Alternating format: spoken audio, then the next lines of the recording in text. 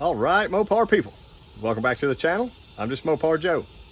A lot of people have been asking, where's the Coronet? Let's do some work to it today.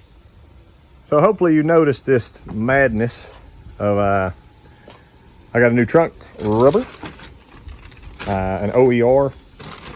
There's that part number if you need it. But it's basically for everything. They just send you one. Last video with this, I believe I put in the rear end.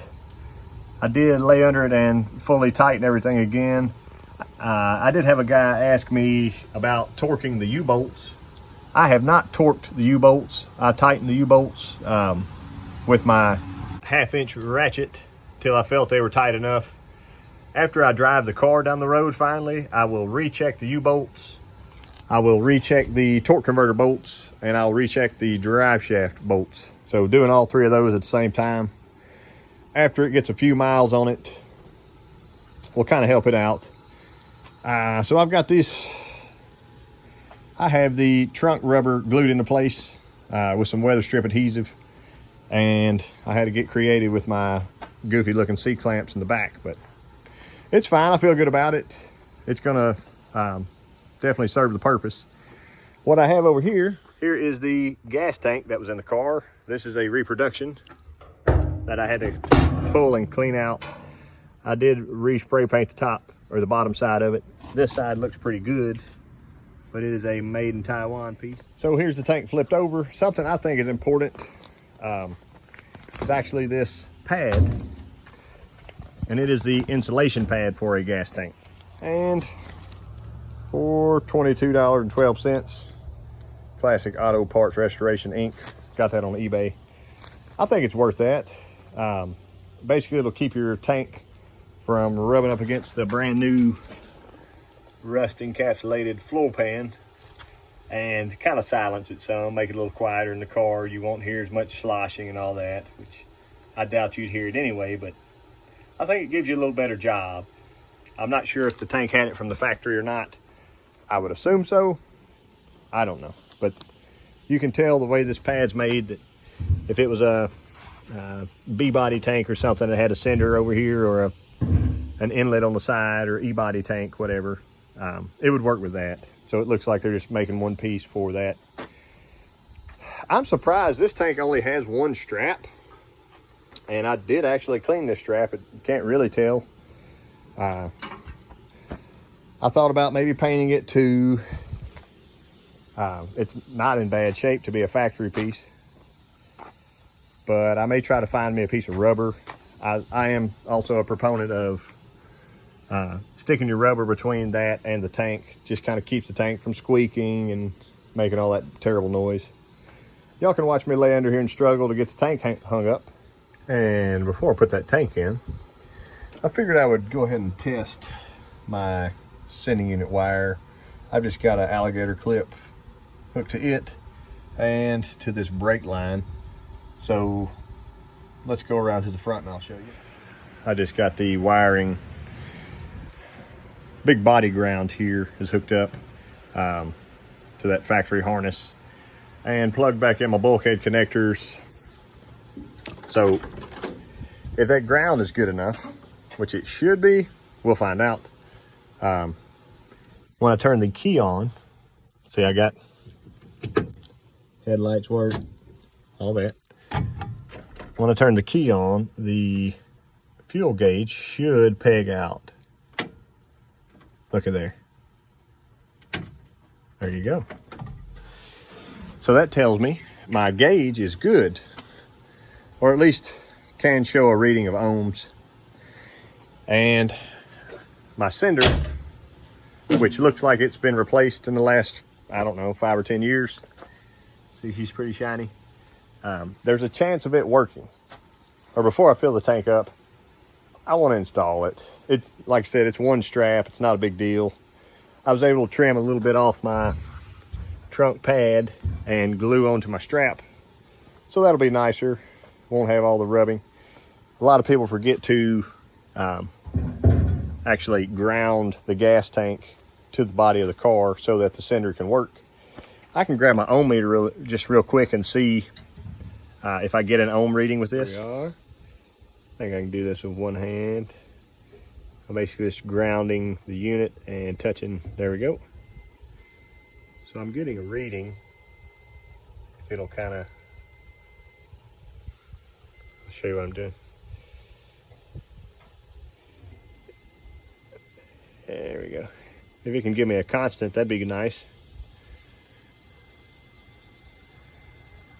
23.3. 23.2. Okay, and it's jumping all over. So there is a chance that that sender could be good. It'll give you a different ohm reading as it goes up or down or whatever. So if I flip this tank over, there we go. I flip the tank over, it should give me a different ohm reading. So if it was 23 something, let's see what she reads now. If I can make that happen with one hand, I can. That there, that there.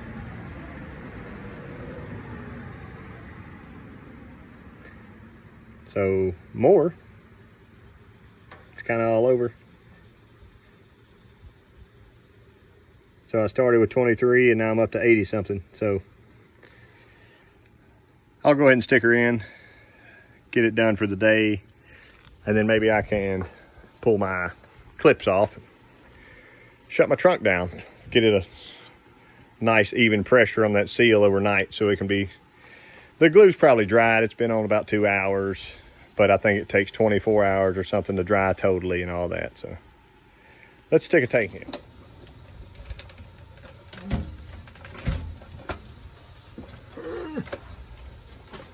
It's just a little awkward.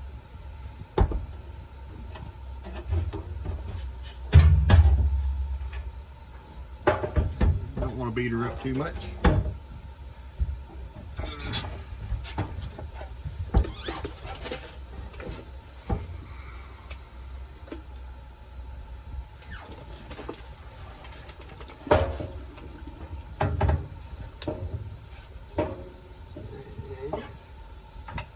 Oh yeah.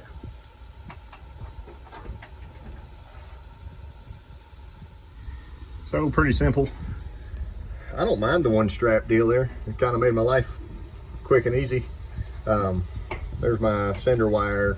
I'll have to put an eyelet on it and push the little plug through the floor pan on the top side. But I shouldn't have a problem. Here's my gas line that I ran. Put a little bend in it and just kind of connect them wherever's clever. Not a big deal. You can see my new shocks under here. Got to get this brake line hooked up still, and I need to buy a new line for here actually. And on the back side, I need to tighten up the tank. I know I got a little bit of ugly weather strip adhesive hanging out right here. I'll let that stuff dry and come back by with some lacquer. There you go. And I've got my little single bolt there I need to get tightened up. I can throw my filler neck in from the top. Went ahead and got my jack out of the way. I'm gonna go ahead and stick the fuel tank filler neck in. I got her pretty cleaned up. It was a little funky on the inside, but really not bad.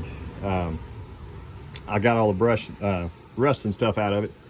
I'm gonna slide it through the back. It only has one screw that holds it, goes through that. And it was a Phillips screw. I don't know if that's factory or not, but that's what I'll give her back. Got a little bit of grease on her just to get her to slip in. And slip her in and screw. So just went ahead and shoved her on in there. See my holes starting to line up. If you leave your finger right there, as you shove that in there, will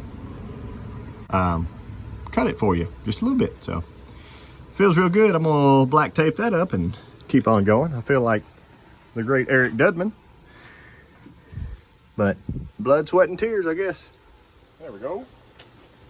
I got my license plate holder cleaned up pretty nicely. I don't know if I told you yet or not while I'm bolting this on. It's pretty simple. Just like that and like that. That and that. There it is. The air conditioner kit is here for this car. It made it in about 3.5 weeks, 3 weeks, which is awesome. I've been tied up with some other stuff, but I should be able to start putting it on maybe today after I get this back end sewed up. My last step on this is going to be putting the rear bumper on. It's just easier to put all this stuff in with the bumper off and out of the way. So that'll be next. And the back end of the car will pretty much be done, which is exciting. Because how do you eat an elephant? One bite at a time.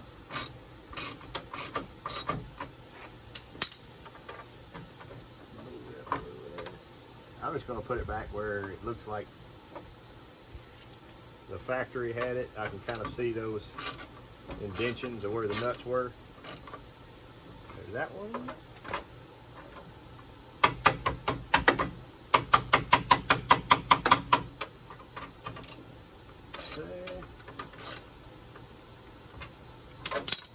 And we see, I suppose, pretty nice and straight.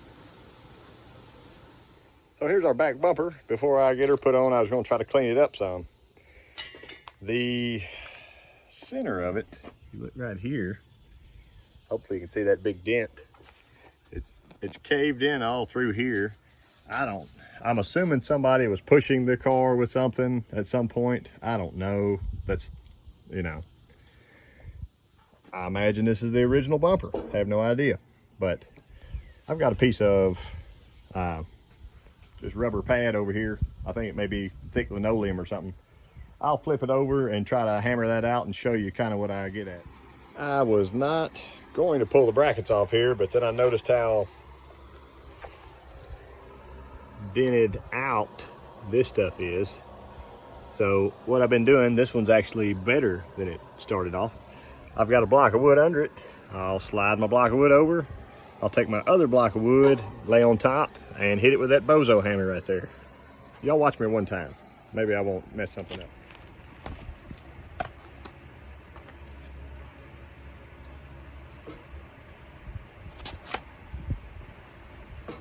See how that's rocking?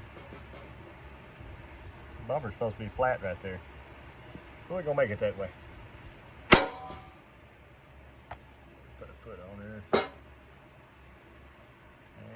And bozo. No better. Come on with it.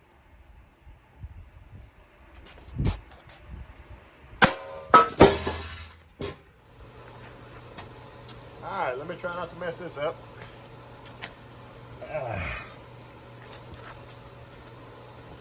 Nothing to it, right?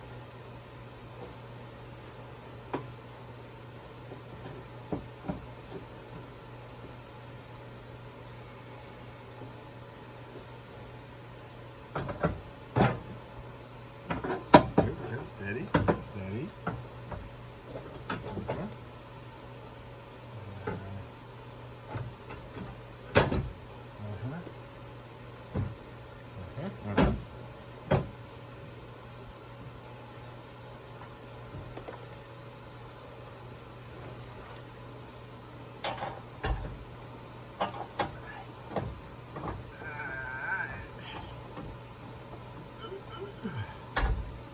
That bolt is in.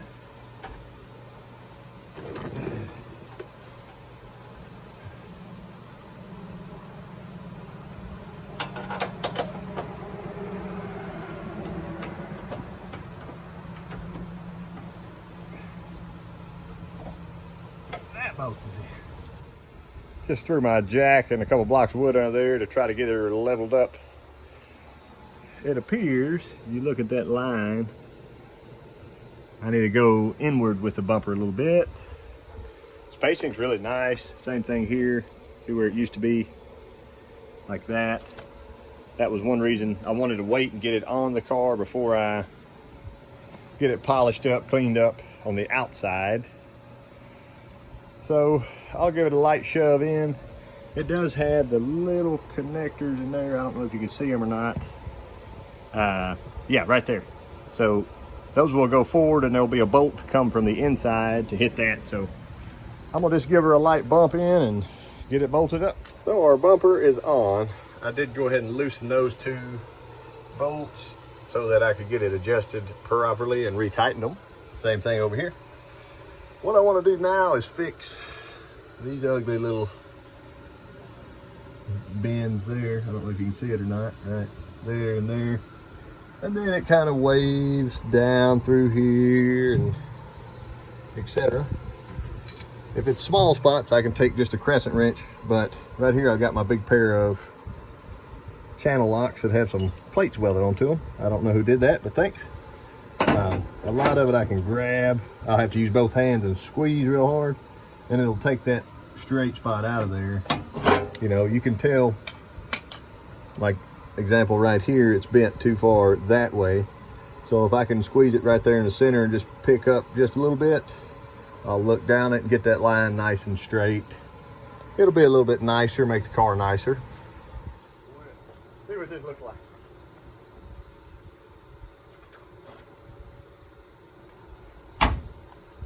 How about that? There you go.